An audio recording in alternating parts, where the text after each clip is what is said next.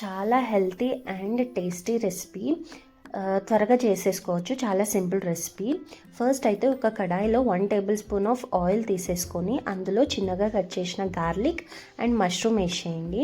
అందులో వాటర్ అంతా ఇంకిపోయే వరకు ఫ్రై చేయండి.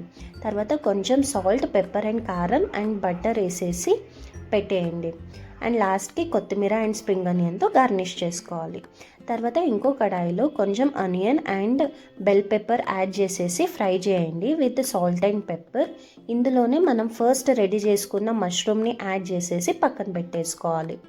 తర్వాత ఒక చపాతీ తీసేసుకొని అందులోన ఈ మష్రూమ్ని స్టఫ్ చేయాలి. అండ్ నేను చూపించినట్టుగా రోల్ చేయండి సో దట్ ఆ స్టఫ్ అనేది బయటికి రాదు.